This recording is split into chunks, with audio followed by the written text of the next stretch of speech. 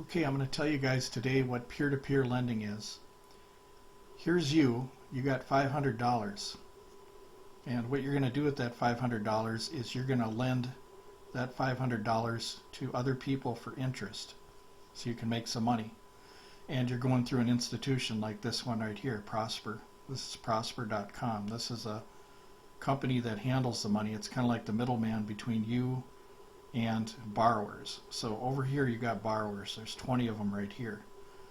Now the whole idea of borrowing this $500 is, since you only have to have $25 to invest, you can scatter your investments so that each person gets $25.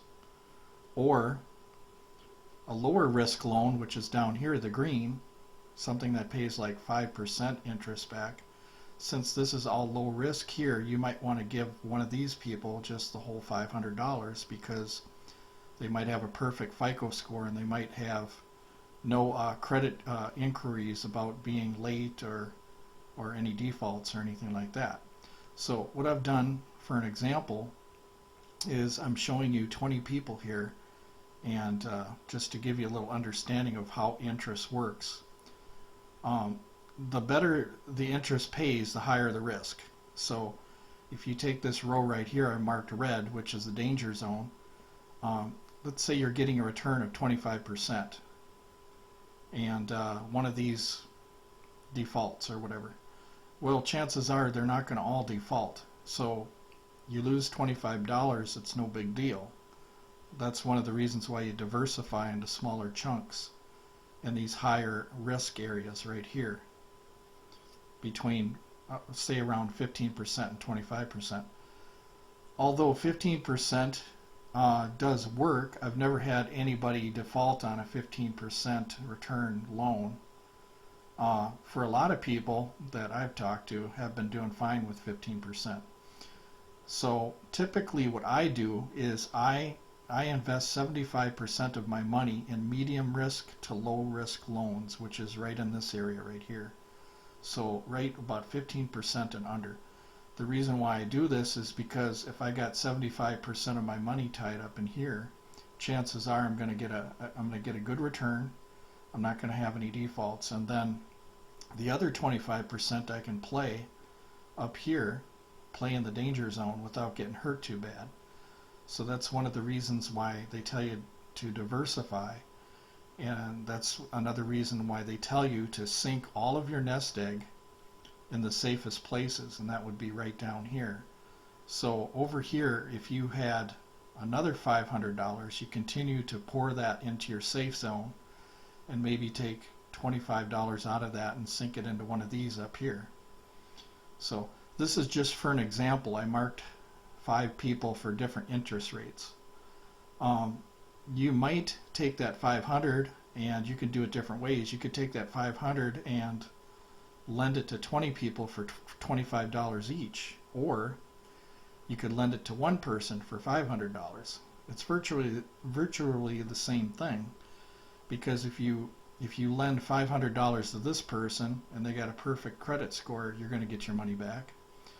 Or if you loan $500 to 20 people in the green zone here, the safe zone, you're still going to get your money back. So it doesn't matter whether you loan it to one person or you loan it to 20 people. The whole key here is to get some kind of return, but not play in the danger zone, which is right up here, around 25%, or even a little bit above 15. You have to be careful. So when you're new, what you want to do is sink all of your money into the bottom here, which is around 5%, 6% return, and you want to do that for several months and see how it goes. If you've got a lot of money tied up in this area, then you can maybe put a little bit up here and 10% and just keep going higher and higher. But once again, everybody's different, but you want to decide how much money of your total nest egg do you want invested in a safe spot.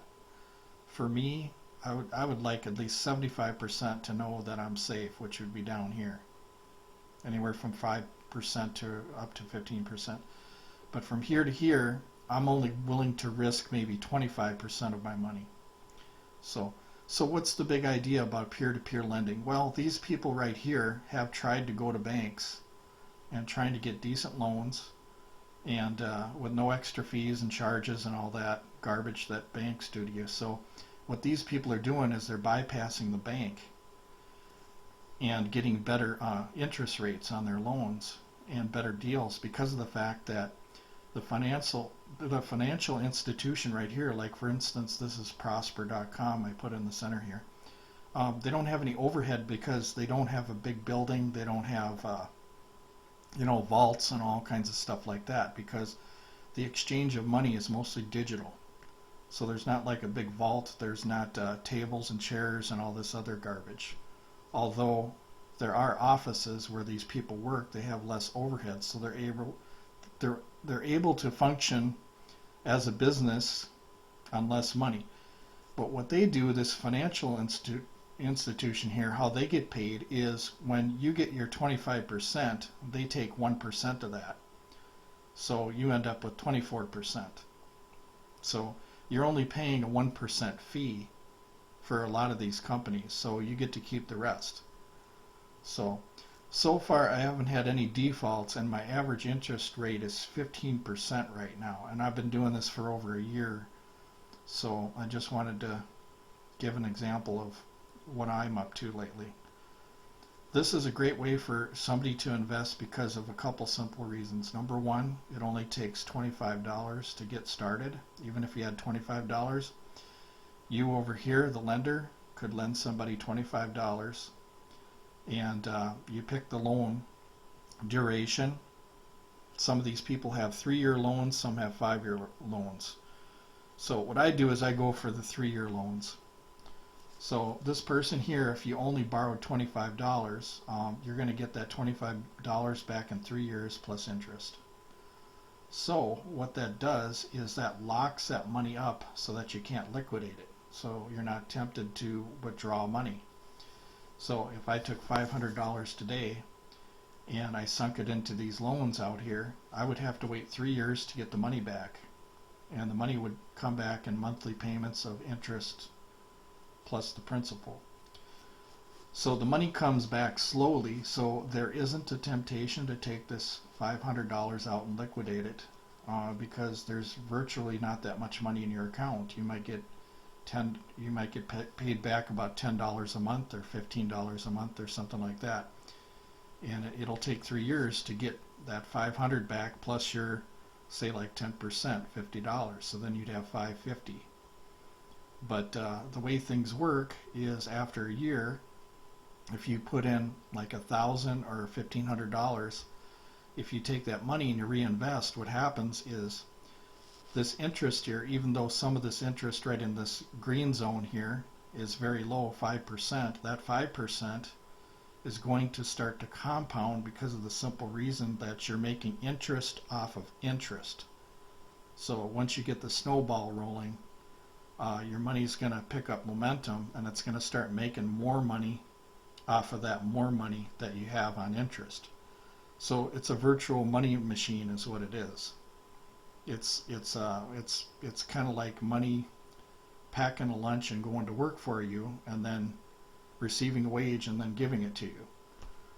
So it's a money machine. It's something that makes you money. It's something that pays you, and that's what a real asset is. A real asset is something that pays you with you having hardly no effort at all or not doing anything. That's what a real asset is. So if somebody had, say, like $1,000 in their account, and they're earning 10% for that first year, you're getting $100 that year in residual income. Now, it doesn't seem like a lot, but like I'm saying, the snowball gets bigger and bigger when you reinvest what you earn.